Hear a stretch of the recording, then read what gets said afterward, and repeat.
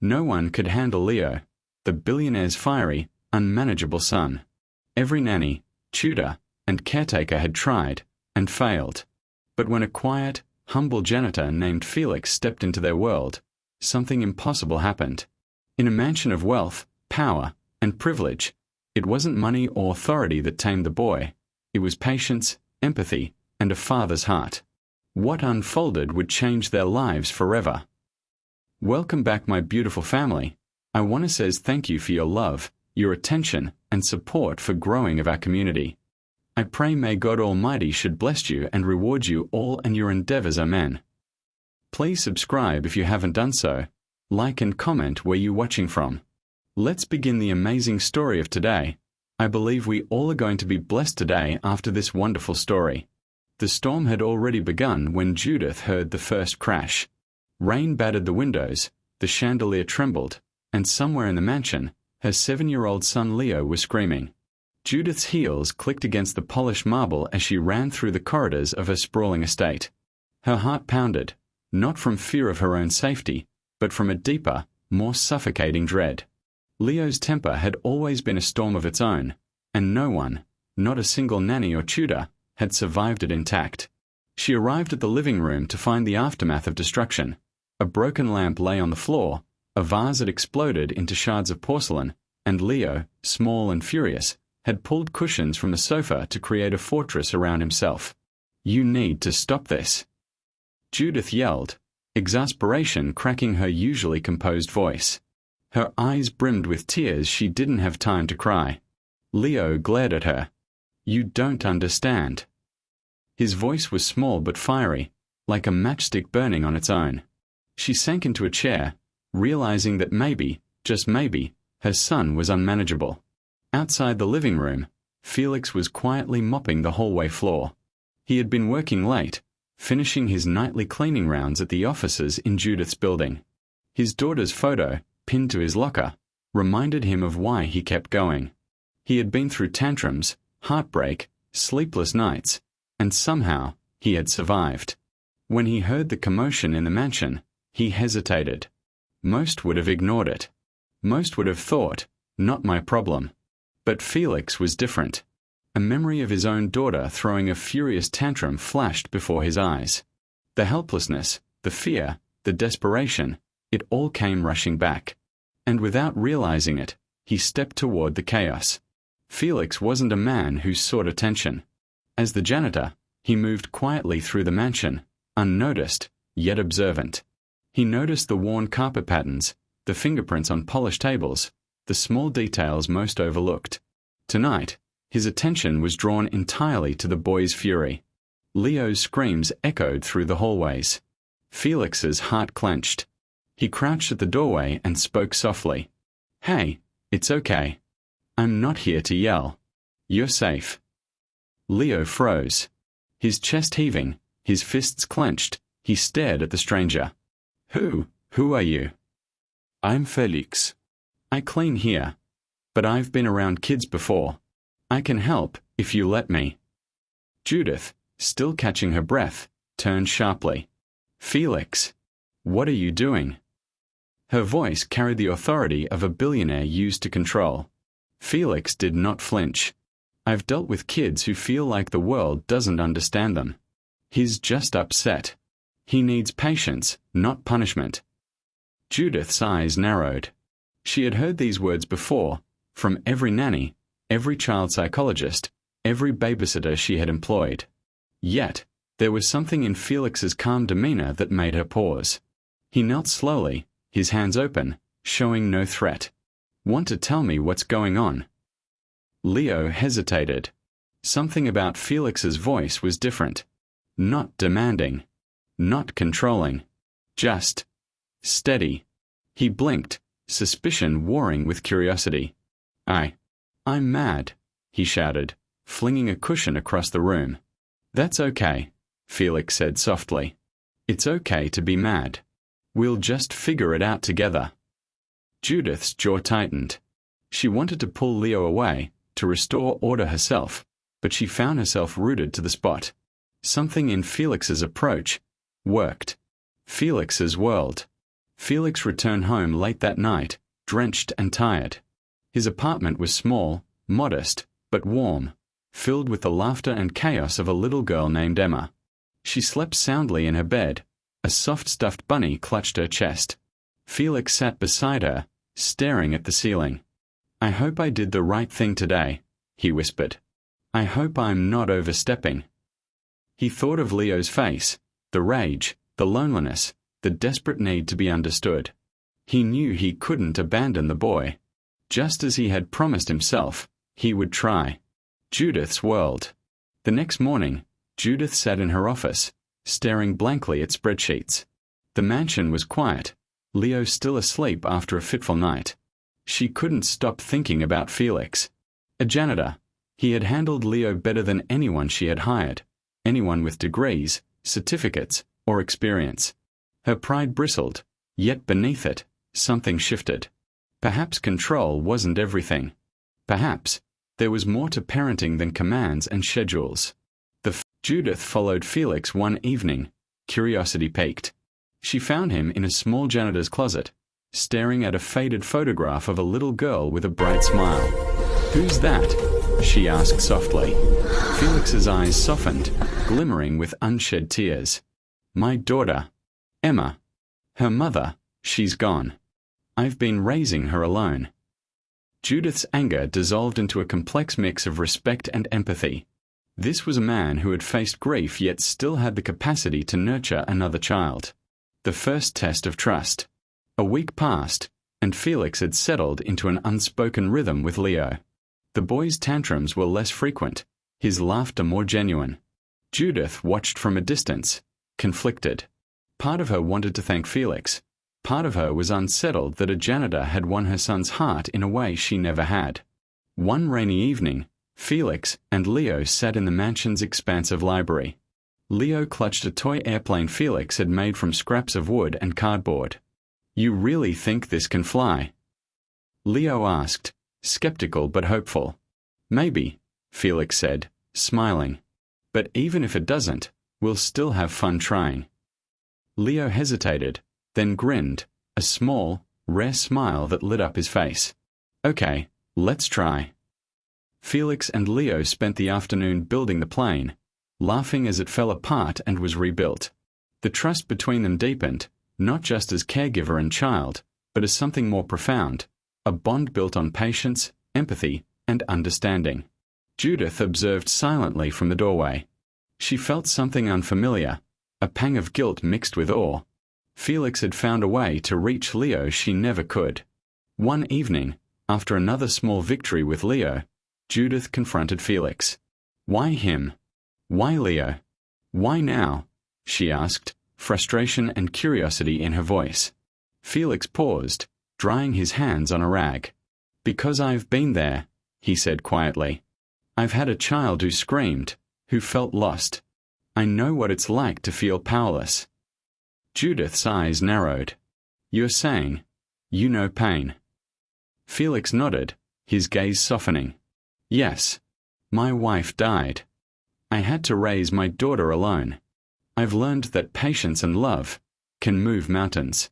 Sometimes a child doesn't need rules or money. They need someone to listen, someone who truly understands." Judith stared at him, speechless. She realized Felix's strength wasn't in wealth, authority, or control. It was in resilience, empathy, and a heart that refused to give up. Just as Leo began to feel safe, Judith's world collided with chaos. A hostile takeover threatened her company. Investors demanded her attention, leaving her no time for parenting. The mansion, once a haven, became a stage for stress, silence, and missed emotional connection. Leo noticed. His tantrums returned, louder, angrier, fueled by Judith's absence. He felt abandoned, unseen. Felix stepped in without hesitation. He helped Leo navigate fears, taught him calming techniques, and reminded him that storms, both inside and outside, would pass. One night, as lightning streaked across the sky, Leo trembled under the covers. Felix sat beside him, holding his hand. "Leo," Felix whispered, "it's okay to be scared. We all are sometimes. But you don't have to face it alone. Leo clung to Felix, his tears soaking Felix's sleeve. Judith watched from the doorway, silent, ashamed, and strangely moved. She realized her focus on control and work had blinded her to what mattered most: love, presence, and patience. Emotional stakes. Felix becomes essential. As weeks passed, Felix became indispensable, not just to Leo, but to Judith herself. She began seeking his counsel, quietly asking for his guidance with parenting decisions she had never questioned before. At the same time, she noticed her own feelings shifting. Felix was not a typical billionaire partner. He was grounded, humble, and profoundly human. She found herself thinking of him when she wasn't in the same room, noticing his small acts of care, the gentle way he handled chaos, and the patience he extended to everyone, especially Leo. Felix and Judith's silent connection. One quiet evening, Judith entered the library to find Felix and Leo working on a makeshift fort. Leo's laughter rang through the room, pure and joyful. Felix looked up and smiled at her, eyes warm, patient, unassuming. Judith's chest tightened. "I never realized," she started, unsure how to finish. Felix's gaze softened. "You're busy. You have a lot on your shoulders. But love isn't about perfection. It's about showing up, even when it's hard." Judith felt a lump in her throat. She had been so focused on control, on perfection, on results, that she forgot the simplest truth: presence and care were what her son needed most. Bond between Felix and Leo deepens. Felix and Leo's bond grew stronger, yet Leo still struggled with moments of defiance. One day, Leo ran to Felix in a panic, upset that Judith was leaving for a business trip. "I don't want her to go," Leo shouted, tears streaming down his face. Felix knelt, holding his small shoulders gently. "I know it's scary, but even when she's gone, she loves you. And I'll be here, just like always. You're safe, Leo." Leo hesitated, sniffled, then nodded. Felix smiled, feeling a surge of quiet pride. This was the breakthrough moment. Trust was taking root. The storm outside mirrored a storm inside the mansion. One night, during a fierce thunderstorm, Leo, overwhelmed by fear and emotion, bolted from the house into the rain. Judith panicked, calling out his name as Felix raced after him without hesitation. The city streets were slick, dark, and dangerous. Leo ran blindly, screaming, while Felix followed calmly but quickly, speaking to him softly. "Leo, I've got you. You're safe. Come with me." The chase was tense, cinematic, and heart-stopping. Lightning illuminated the two figures, the wind lashing around them, and Felix never let go of Leo's trust, never losing patience for a single second. Finally, after what felt like an eternity, Felix caught up. He scooped Leo into his arms, whispering reassurances as the boy sobbed, exhausted from fear and relief. Emotional breakthrough.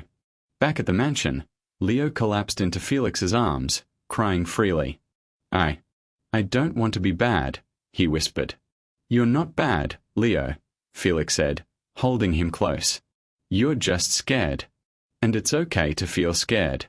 You're not alone. I'm here. Mom's here. We love you, always." Judith, watching quietly, felt tears slide down her cheeks. She realized that love, presence, and patience were far more powerful than wealth, authority, or control. Next, where Leo? The storm had returned with a vengeance. Thunder rattled the windows of the mansion, rain pouring like rivers down the marble steps. Leo, overwhelmed by a mixture of fear, anger, and abandonment, stormed out of the house. Judith screamed his name, panic slicing through her carefully curated composure. "Leo, come back." Felix, who had been cleaning in the hallway, didn't hesitate. He grabbed his coat and ran into the storm, the rain soaking his clothes, but his eyes focused entirely on Leo. "Leo, I've got you," he called, his voice steady and calm amidst the chaos. The streets were dark and slick. Leo ran blindly, slipping on wet pavement, crying and screaming. Felix followed, speaking softly and calmly, never trying to chase him down aggressively. "You're safe, Leo. I won't let anything happen to you. The chase was cinematic. Streetlights flickered, the wind tore at their clothes, and lightning split the sky. Passers-by hurried away, umbrellas flipping in the storm, while Felix matched Leo's frantic pace, never leaving his side. Finally, at a darkened corner, Felix caught Leo gently but firmly. He crouched, looking the boy in the eyes. Leo, look at me. You're not alone. You're safe with me. We'll get through this, together. Leo, exhausted, trembled in his arms. I don't want to be bad. I don't want to be alone. You're not bad, Felix whispered. You're a brave boy who feels a lot. And you're never alone. I promise you that. Back at the mansion, the warmth of the fireplace contrasted sharply with the storm outside. Leo, wrapped in a blanket, clung to Felix. For the first time in months, he allowed himself to be vulnerable. I'm scared of losing you, Leo whispered. And Mom, and everyone. Felix stroked his hair, his voice soft, patient, and steady. It's okay to feel scared. Everyone does sometimes. But fear doesn't make you weak. It makes you human. And you're loved, always. Judith entered quietly, observing the tender moment. She had watched Felix transform her son from a child consumed by anger into one capable of trust, patience, and love. She felt something shift within her, admiration, gratitude, and something deeper, an emotional connection she hadn't allowed herself to feel in years. Later that night, Judith approached Felix in the quiet kitchen, the storm finally subsiding outside. I don't know how to thank you, she said softly, her eyes glistening. Felix shrugged. No thanks needed. I care about your son, and you. But this is all about patience and love. It's not something you can buy or command. Judith paused, the weight of her guilt and admiration pressing on her. I want to try. To do better. To be better for him. And, maybe, for us. Felix's hand brushed hers. One step at a time, he said. Healing, trust, love. It doesn't happen overnight. They stood together in silence, a quiet understanding passing between them. It was not just romantic tension. It was recognition of shared humanity, vulnerability, and the courage to care. Resolution, Leo's transformation. Over the next few weeks, Leo blossomed. His tantrums became rare, replaced by curiosity, laughter, and the eagerness to share moments with both Felix and Judith. One morning, while eating breakfast in the sunlit kitchen, Leo looked at Felix and said, "Dad, can we build a rocket today?" Felix smiled, heart swelling. "Of course, champ. Let's make it the best one yet." Judith, watching from the doorway, felt tears slip down her cheeks. She realized she had underestimated the power of empathy, patience, and genuine care. Money and control could never replace presence and love. Resolution, Judith's growth. Judith's relationship with Felix grew steadily. It was not sudden passion. It was built on trust, respect, and shared love for Leo. She learned to let go of rigid control, to listen more, to show vulnerability. She realized that leadership wasn't just about commanding a company. It was about guiding hearts, starting with her son. Resolution, the family merges. Felix's daughter, Emma, joined via video call that morning, her tiny hand waving at Leo and Judith. "I Leo, I mummy." Leo ran to the screen. "Emma, look at our rocket." Judith smiled, watching the children connect, Felix's eyes shining with pride.